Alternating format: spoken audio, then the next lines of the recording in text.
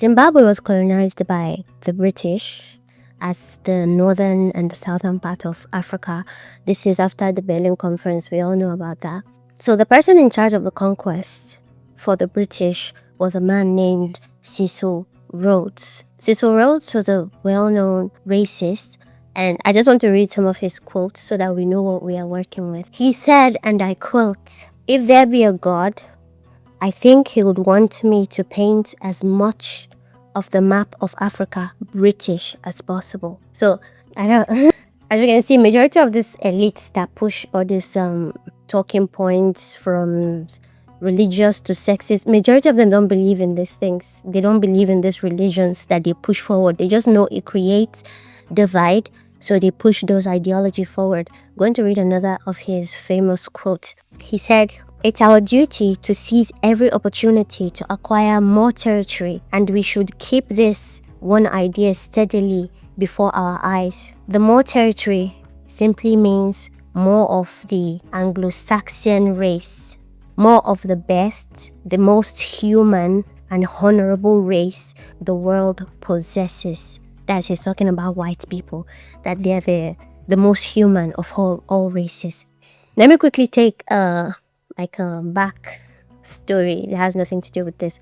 Do you know why you believe that you can get STDs from the toilet? Before the Caucasians, the Europeans, made contact, like proper contact with other group of people, it was okay for brothers and sisters to get married, for fathers to be sleeping with their children. But the girls and the boys, it was a normal thing. When they started mixing with other people, that was when they started identifying that it was a shameful thing.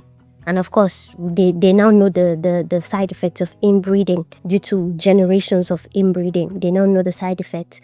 And the medical community, to protect the white man, came together and published a report that the children that are being admitted to the hospital, the small children that are being admitted to the hospital with STDs, that they got it from the toilet. Because they feel like mentioning it, that they're getting it from their fathers, is going to taint the image of the white man. So the medical community put that information out to protect the white man. That's, by the way, him calling themselves the best race or whatever the hell. When they invaded different parts of Africa, Cecil Rhodes was specifically interested in Zimbabwe, and he named it Rhodesia after his name. His name is Rhodes, so Rhodesia. And they committed one of the worst genocide that has ever been seen in history, worse than the Holocaust and the rest of them that they keep shoving in our faces, way worse. This went on for years, and the Caucasians, the Europeans that invaded the now Zimbabwe, took over 80% of their landmass and their government. They pushed back the people, impoverished them. They started taxing them on their own land. As a black Zimbabwean, you have to pay tax to the British people in your land, who now own 80% of the landmass. And where do they get this money to pay this tax that is being demanded of them? They had to work. So the indigenous Zimbabwean people took up menial jobs like farming, cleaning, gardening, just all the menial jobs, which is currently still happening in Zimbabwe right now. All the menial jobs are done by the indigenous people of Zimbabwe, while the Caucasians that took over their land are in charge of their economy, their government, and of course, land ownership. Now, in fear of future generations of the white people that have settled in Rhodesia losing power, because the Zimbabweans, they were formidable, they kept on grouping themselves and fighting back. Mind you, majority of these people didn't have any form of weapons, so they were just activists that organized protest. And the Caucasians, they brought in majorly white military men from Europe, and they were attacking peaceful protesters, people that were mostly unarmed. People that were unarmed, they were facing them with military-grade weapons.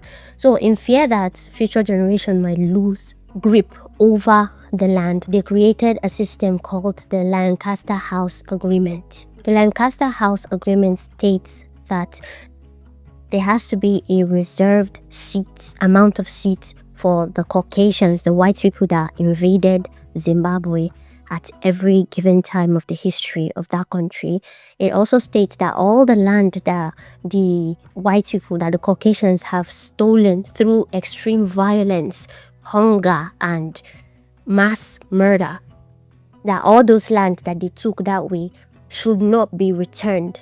They now introduce a system for the land issue. They introduced a system called the willing buyer and willing seller agreement. This one stated that if the Zimbabwean people want their land back, they have to approach any white people that have possessed the land from the original owners. Even if it's your land before and you can identify it, you have to go and meet the white person that now owns that land to buy it from them. And the white person is allowed to put whatever price tag they want to put on the land, and the Zimbabwean people must pay in foreign currency.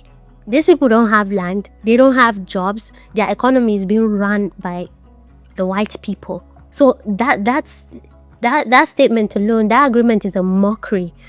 But it went on, and Robert Mugabe was installed as the now president of Zimbabwe.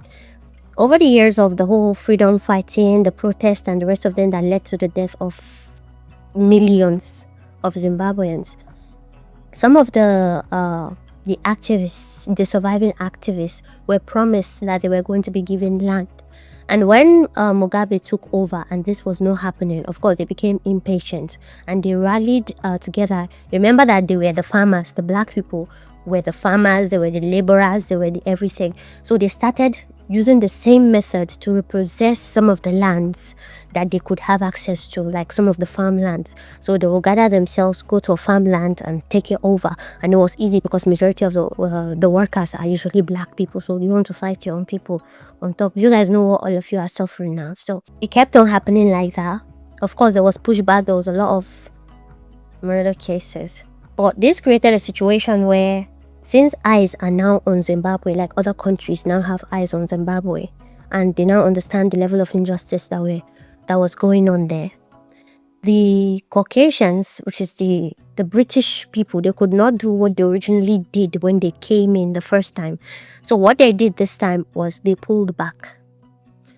They publicly announced that the British has left Zimbabwe. It's now a black-owned and black-run country. Did they release the 80% of the land mass that they were holding? No. Did they remove their hand from the economy? Their economy, 90% of their economy was controlled by the British. Did they relinquish that? No. They announced that due to violence, they've taken their hands off Zimbabwe. The United States of America, the European Union, and Canada sanctioned Zimbabwe.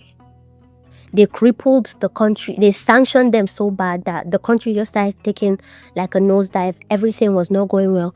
The existing government does not have money. They don't control the economy. They don't have land. So everything became extremely terrible in Zimbabwe. And what, apart from the sanctions that the United States of America, the European Union, and Canada imposed on Zimbabwe, they were using their media to mock Zimbabwe. They used the downfall of Zimbabwe as evidence that black people don't have the capacity to rule themselves.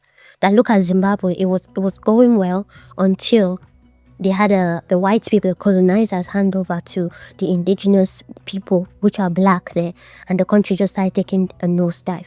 They didn't announce to the public that they've been sanctioned by America, European Union, and Canada. That was not publicly announced. All they did with the mainstream media was mock.